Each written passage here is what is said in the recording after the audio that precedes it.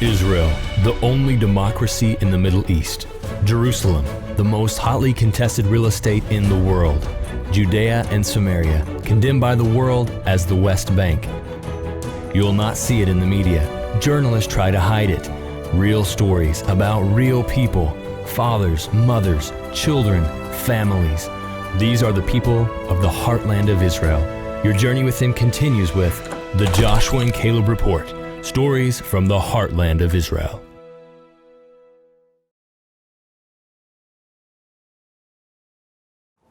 Now, okay, so here, this is the Gaza Strip, okay? Egypt, Mediterranean, Golan Heights. Here we have about Haifa.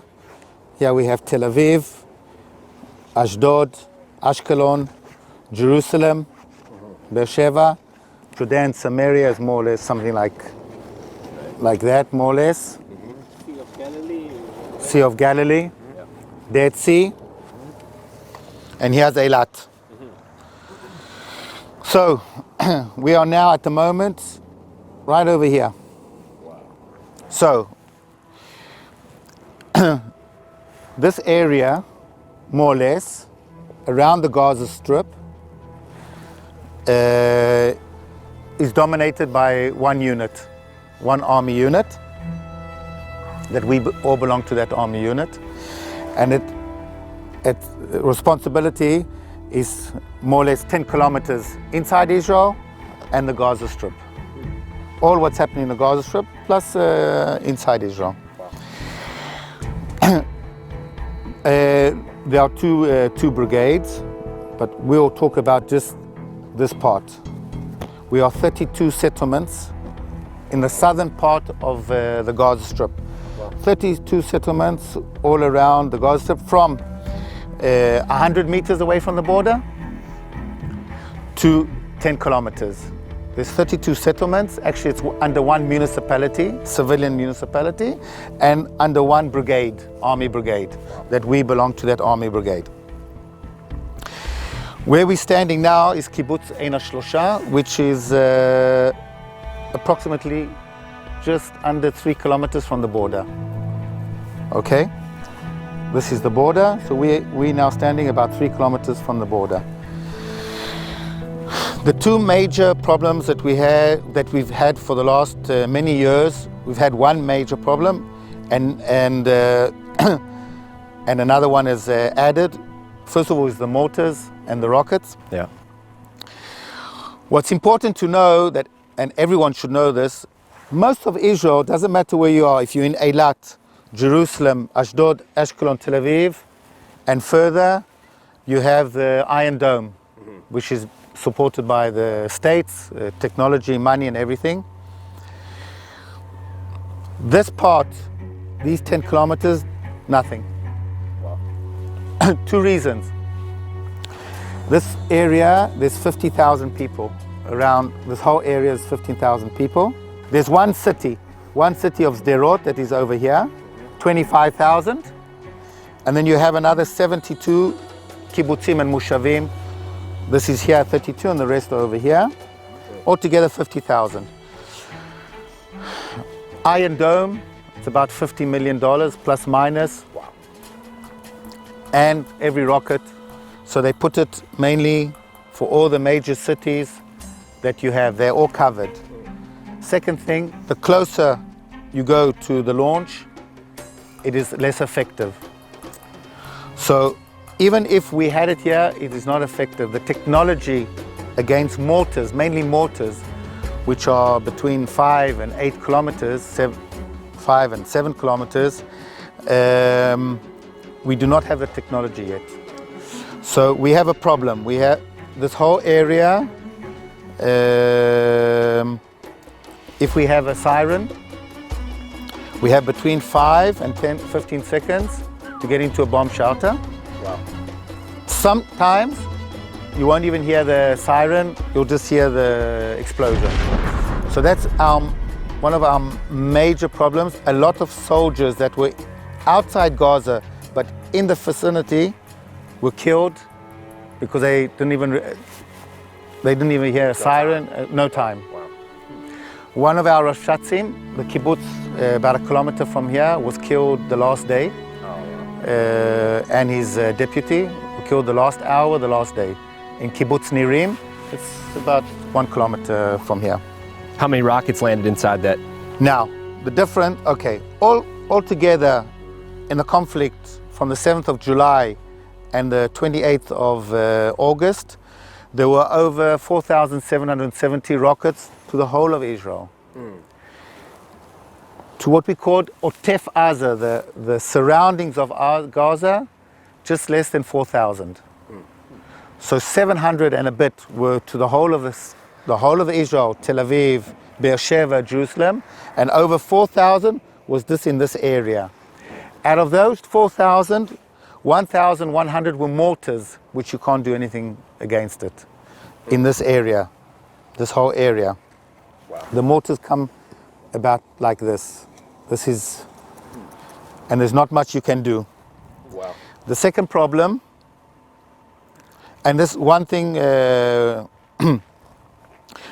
government has been doing in the last couple of years is every house that doesn't have a bomb shelter, they are building bomb shelters. Every house? Every house, but only to 7 kilometers. I live 7.5. I have a bomb shelter because my house is quite a new house. 20 years ago, 30 years ago, I don't know the date, the government had a law that every new house has to have a bomb shelter. But all the houses that are built, I think before 84, do not have bomb shelters. A lot of friends of ours during the conflict asked us to come and stay with them. My daughter didn't go. Why? Because in my house I have a bomb shelter. She felt safe. Although all the sirens and everything, but she felt safe. But a lot of my neighbors in my Mushav, we don't have any bomb shelters, and they don't have, it's a lot of money. Wow. The second problem we have is the tunnels.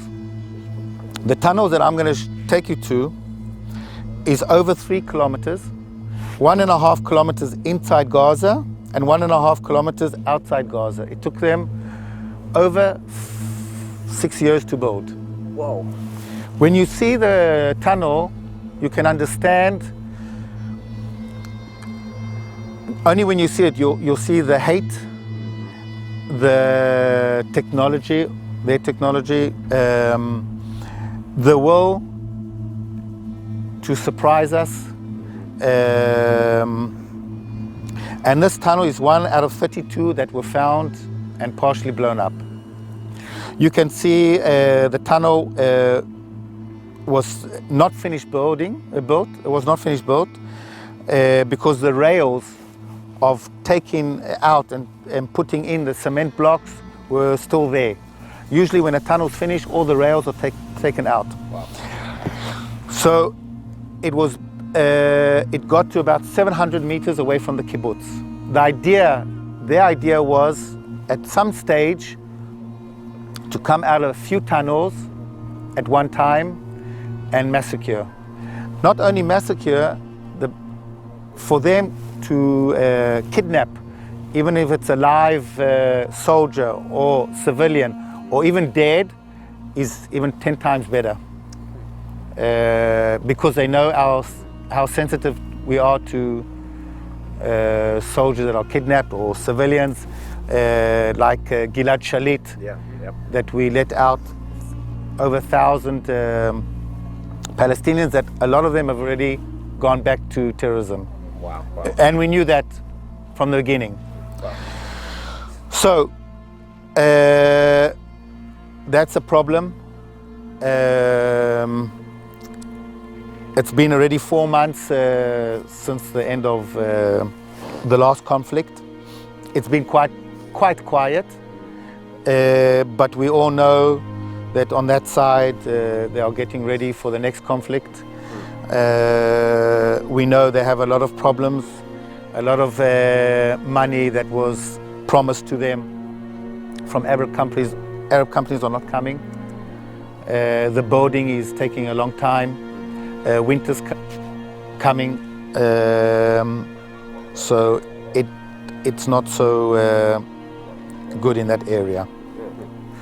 Well, Keith, this is really phenomenal to just to lay it out like this, like you have on this map. I just think it's really hats off to you for all that you've done and just giving your life really to the security of this area. And I know it's, especially with just what we've been through, that you've been a big part of that. And I want you to describe what is your position? What is your position within this zone? I know that you have a lot of guys under you. You work big time with the security. What's your position on this? On the day-to-day basis, I'm a grower, but I'm involved daily with the army, always getting ready. The soldiers that we have, all the soldiers that we have in the settlements, in the Moshavim or Kibbutzim, are my reserve soldiers. So the moment we need them, I call them, the Rafshats will call them up, and I will be called up, and then I take over the day-to-day. The day-to-day, there's an officer in the unit that is in permanent forces that does the day-to-day. But when it comes to more serious problems, then I'm called up. Like also, during the war, you were really busy. Yes, Huh? even if it's not a war, even if it's a, this is what happened in July. Was we don't call a war, but a conflict. It should be called a war, actually. It should be, but a conflict. But when we have that kind of conflict, I'm called up straight away, and I take responsibility. So I have the 32 Rafshatzim that are under me, and each Rafshatz would have between 10 and 15 of my soldiers. And so we also look after to prevent infiltration into the settlements, and also to help the civilians, whatever they need. So we also help the municipality to keep the day-to-day life, and also to try and prevent any infiltration into the settlements. Yeah. You mentioned that and I know there's been a lot of hardships throughout this season. Specifically, you mentioned one of your Rafshats, one of your head securities, actually died on the last day. Was killed, yeah. And that's horrific. I want to know if there's anything throughout this season, especially with the last season you just went through, was there any miracles, like anything that you could say was just a totally just really the hand of God at work to keep you safe in this area? Look, there were a lot of miracles, because just imagine in a 10-kilometer zone and 40-kilometer length, 4,000 missiles falling. It's unbearable. It's really unbearable.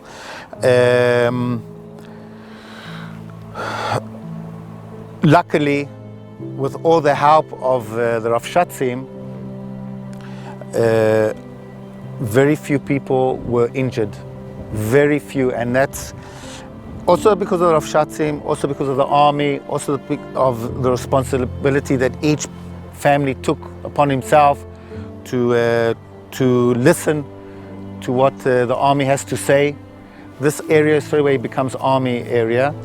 And the 32 Rafshatzim worked 24 hours a day. I think that is the miracle, actually, that unfortunately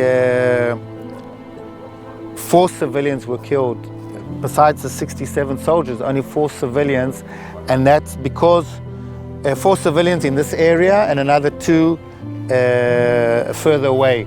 So about 6 civilians. But this area been hit 4,000 times. With 4 deaths and not too many injured, it's the work of the Rafshatzim. So that's the main miracle, I think. I had a missile hit 40 meters away from my house. I was 100% sure. I was in the bomb shelter. We had the siren. After maybe 7-8 seconds, there was an explosion. I was 100% sure that it hit the house. The explosion was so strong. Usually they say hit outside field. Outside field is when it doesn't hit a house, but the electricity collapsed straight away. I really thought it hit the house. I walked outside, and then I saw about 40 meters smoke coming. But shrapnel hit the house, but that's all, no damage. But just imagine the shrapnel, my house was about 40 meters, but other houses, distance of 100 meters, were hit by shrapnel. They're not toy missiles. These are something that if someone was in the vicinity, not in a bomb shelter of 40 meters, he would have been killed. Keith, this has been awesome. Let's take to the tunnels. Yeah. Let's go. Maybe. Red. Well done. Make sure no one's down there. Okay. The depth is 20 meters, 22 meters. 22 meters down. Yeah. Now you wouldn't have thought that they would have had that kind of technology.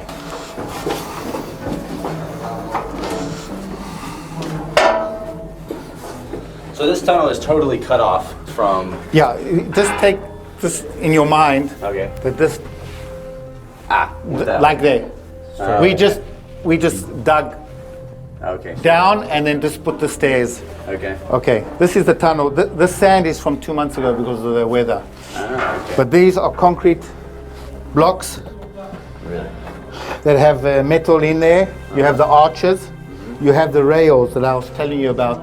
That I see, yeah. they took out sand and then they made the blocks. They had a factory They made it there. there under a closed area, like a Greenhouse side, right? either a greenhouse or not a synagogue, a mosque, Mosque, yeah. something like that, because otherwise you can see the sand. So they kept the sand in a closed area, made the cement there, made the blocks, and then they brought with the rails the blocks. This whole, now you can see, I don't know if you can see there, on the left-hand side, it's all electricity Yeah. equipment. Really? Yeah. So it's, and there was lights and everything. Yeah, lights and everything. Yeah. Now this is a exit. You can see it. This was to this direction was to stand a post that we have a tank there, and 6 barrels of dynamite was under the tank. No. So the idea was that this one will go to the kibbutz. That one they will detonate the tank, the barrels under the tank, and they'll come out next to the kibbutz and do what they have to do at the same time. No way. So this how soon was this to be played upon? Look here, they were about 700 meters away from the kibbutz, so maybe, I don't know, it could have a month, 2 months. It Was doesn't. it a freak thing that you caught it, or was there some technology, like some? No. it was just- This particular tunnel was detected by a farmer. really? that So was- there wasn't some kind of intelligence that realized what was happening. Not this one particularly. How did he Not detect the- it? Like what happened? He was he started cultivating the ground here, getting ready for planting, and he just saw a small hole, but very small. But he didn't realize they didn't water the area for a long time. He said, "Why should there be a small hole? dip, like a- Yeah, like a dip?" Yeah. He called the Rafshats. The Rafshat said something's wrong. They called the trackers. The trackers came in and said something's wrong, and then they started digging. They had to dig 20 meters down, 22 meters down, and then they got to the arches, and that's exactly over here. That's where we're at. So this part they closed, they blew up, because this is Gaza, and this is they kept it. Wow. But it was empty. Just The mud filled it up. the mud filled it recently, yeah. But you can see it goes almost a kilometer like this. Look at the equipment. Look how much money and effort to build this with the electricity and with everything, and also. This is unbelievable. That's They're incredible. putting a huge amount of resource into this. Yes. And how A many lot. how many tunnels are there total? Well, that you found? what we found in July, August was 32. Just like this one. And you think there's More or less. More or less. Do you think there's more? I don't know. You know, that's what you pray that there's not. Right? If you think about logically, I'm sure there is. What is that? There's 32 that we found. You never know what you don't find. You never know what ships of ammunition. We found a lot of ships coming into Gaza and detecting, but what haven't we found? Right. What haven't we detected? So you never know, but if you think it logically, look how much effort they put into it. So are all the tunnels about this size, or was there something? Yeah, that was no, bigger? some are a bit bigger. It depends also, but most of them are more or less like this. You can, no problem, walking. You don't have to. So there's a crazy question. How did they? There's not enough resource inside Gaza to make something like this happen. Where do they? Wait. Cement. No. Comes I'm from talking Israel. About seriously. Cement comes from Israel. That's No, why. man. That's why we stopped giving them cement. Now again with the UN, they're putting back cement. But cement is all our cement. Sand they had, and metal we gave them. So they didn't need too much. So this is all Israeli metal and cement. all they brought it. They gave it back to us. My gracious. Yeah. And they're also getting a lot of support from other countries, I guess. Yeah. But all the cement comes from here. So- And we always were complaining, but no one. Really? Yeah. So God it's do stopped. you think they're rebuilding the tunnels? Is there a good chance? I would imagine if just put yourself. This is a strategic weapon, a tunnel. So.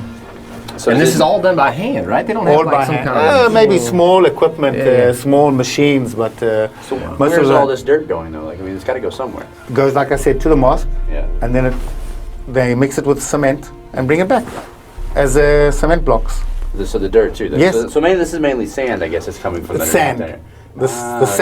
The sand, the cement we supplied, the metal we supplied, the sand they had, and that's what they made all these arches and Wow. support. Keith, thanks for what you're doing. This is a phenomenal thing. Thanks for keeping these communities safe. Yeah.